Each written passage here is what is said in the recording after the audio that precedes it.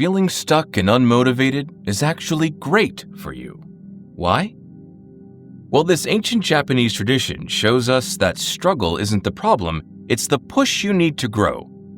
Even you can turn procrastination and setbacks into strength and unstoppable focus. This is the secret method to training your brain to do difficult things. Just like you, Tokugawa Ieyasu was a man burdened by obstacles, distractions, and setbacks. In 16th century Japan, he didn't have smartphones or social media, but his distractions were no less overwhelming: feuding warlords, political betrayals, and the constant threat of death. Every decision he made could either secure his future or cost him his life. From the outside, it might seem like he was destined for greatness, but the truth is, Ieyasu's early life was anything but easy. As a child, he was taken hostage, forced to serve rival clans, and repeatedly dragged into wars that left his fate hanging by a thread. Many would have crumbled under such pressure, but here's what made him different. He understood the fleeting nature of time and how to wield it as a weapon of patience and action. The first step in the cherry blossom method is to recognize the fleeting nature of time. For Ieyasu, time wasn't something to be squandered, it was a resource to be nurtured, like the cherry blossoms he often admired in the gardens of his castles. The beauty of cherry blossoms lies in their brief bloom. They burst into life with vibrant petals only to fall gently to the ground in a matter of weeks. You can't control how long they stay, and you can't stop the petals from falling once they start. Time, like the blossoms, doesn't wait for anyone. But here's the lesson Ieyasu lived by. The blossoms falling are not a tragedy, they're a reminder, a call to action. In fact, it was this understanding of time's impermanence that helped Ieyasu outmaneuver his rivals. He didn't see time as something to race against. He saw it as a resource to be carefully allocated. Even while being held hostage as a child, he observed. He studied the political tactics of his captors, memorized the terrain of enemy territory, and patiently built relationships that would one day become powerful alliances. The second step in the cherry blossom method is to use patience as preparation, not procrastination. His life wasn't a series of rushed decisions. It was a series of deliberate, small actions taken in the right moment, each one moving him closer to his ultimate goal of unifying Japan. But how many of us live as though we have all the time in the world? Think about it. You tell yourself you'll start that workout routine next week. You'll finally write that novel once life settles down. You'll chase that dream when things feel right. But when is the right time ever guaranteed? Ieyasu had the same temptations, but he couldn't afford to live that way. And neither can you. Time doesn't care about your excuses or your doubts. Once a moment is gone, it's like a fallen petal and you can't glue it back to the tree. We often waste time not because we're lazy, but because we don't fully understand how it works. We assume that tomorrow will be just as open and available as today, but here's the thing. It rarely is. The cherry blossom method reveals a deeper truth.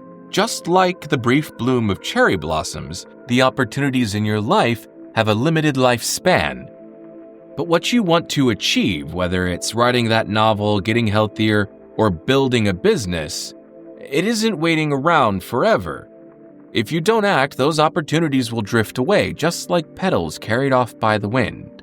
Tokugawa Ieyasu understood this perfectly, and that's why his patience wasn't passive, it was active. For years, he waited before making his boldest move, but during that time, he wasn't sitting still. He observed, he planned, he laid down the foundation that would support his future empire. His patience wasn't about procrastination, it was about preparation. When others rushed into battles they weren't ready for, Ieyasu took his time. He built alliances, strengthened his resources, and waited for the perfect moment to attack.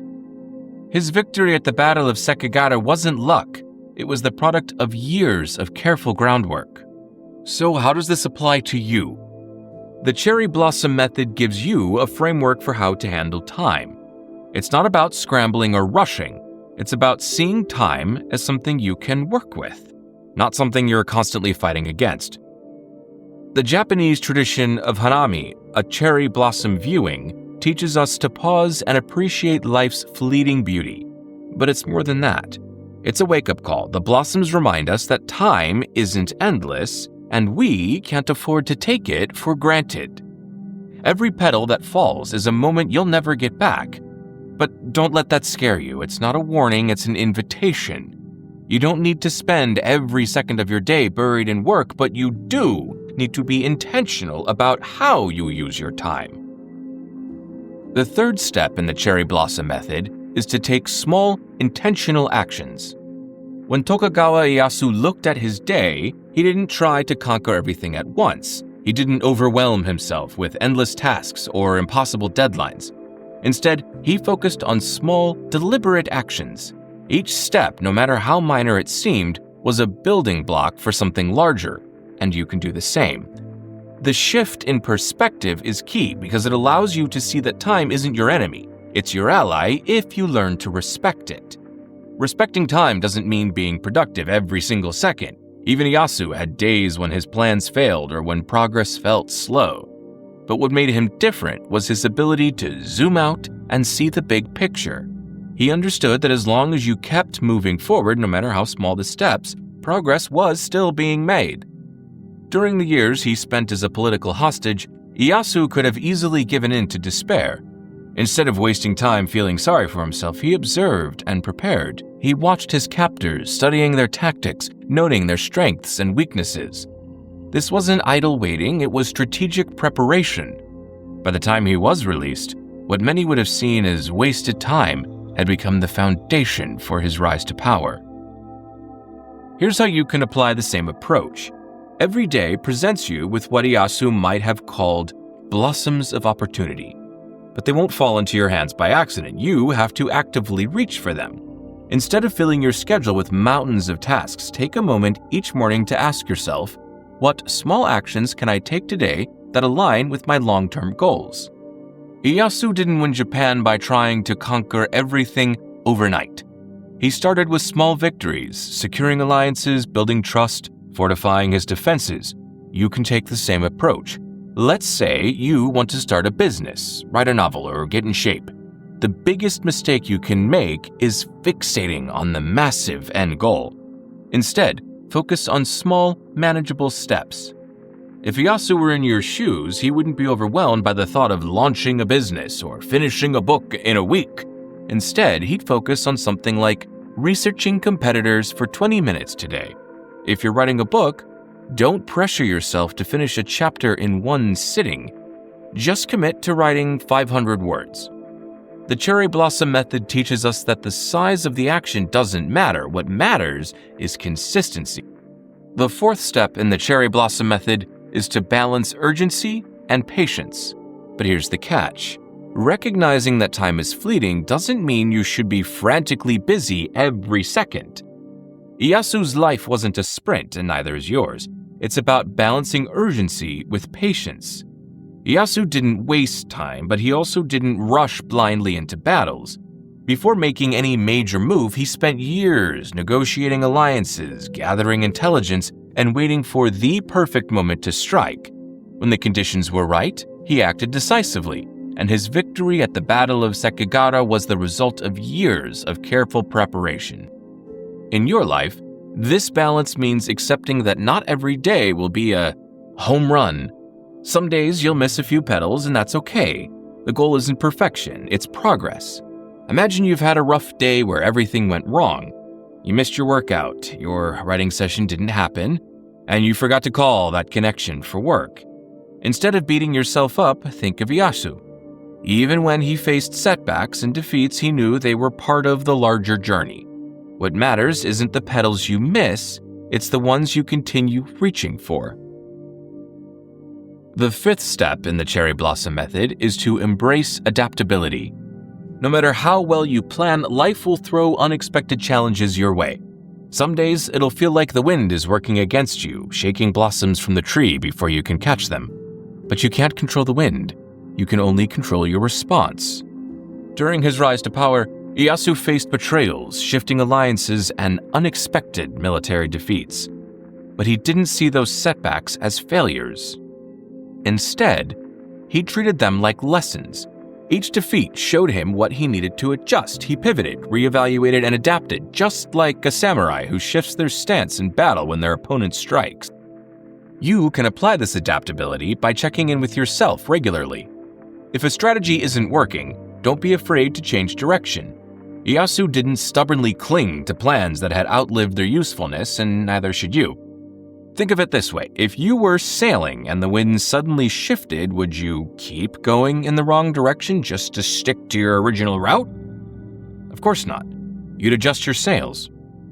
The cherry blossom method works the same way. It's not rigid. It's as flexible as the petals that swirl and dance in the wind. Let's say you've been working towards a fitness goal, but you've hit a plateau. Instead of feeling stuck or discouraged, take a step back and reassess. Are your workouts too repetitive? Is your diet plan too strict or unrealistic? Maybe your approach worked before, but now your body or mindset has shifted. This is your chance to adapt. Remember, Ieyasu built his empire not by rigidly sticking to the same strategy, but by pivoting when circumstances demanded it. If your current path isn't leading to growth, it's not failure, it's feedback. The final step in the cherry blossom method is to build a legacy through consistency and reflection. One spring morning towards the end of his life, Ieyasu strolled through a garden filled with blooming cherry blossoms. The world he had fought so hard to unify was at peace, and he was no longer the young boy taken hostage or the ambitious warrior clawing his way to power. He was the shogun, the most powerful man in Japan. But even in his success, Ieyasu remained humble, grounded by the lessons of the blossoms around him. He knew that just as the petals bloomed and fell, his time as ruler would eventually end, and he wasn't afraid of that truth. His legacy wasn't built on trying to stop time, it was built on trying to use it wisely. That's what makes the cherry blossom method so powerful. It teaches you that time is fleeting, but within its temporary nature lies the potential for extraordinary growth. It's not about doing everything today or rushing towards massive milestones. It's about making today count in small but meaningful ways. Ieyasu didn't win battles every day, but every day he made decisions that brought him closer to victory, and you can do the same. So, ask yourself, what petals will you catch before they fall? Will you start the side project you've been putting off? Will you finally take that walk, call that friend, or write those few lines of your novel? The choice is yours, and as Ieyasu proved, small, intentional actions can lead to monumental change over time. You don't have to wait for the perfect moment. The petals won't wait for you. But if you act now, even small actions can bloom into something extraordinary. So the next time you feel like you're running out of time or overwhelmed by the size of your goals, ask yourself, what would Tokugawa Ieyasu do? His life shows us that success isn't about rushing or perfection. It's about small, deliberate steps and trusting that patience can be your greatest advantage. True progress comes when you respect time and adapt to life's changing winds. If the cherry blossom method inspires you, don't forget to like this video and subscribe to the channel for more simple and powerful insights into life and philosophy.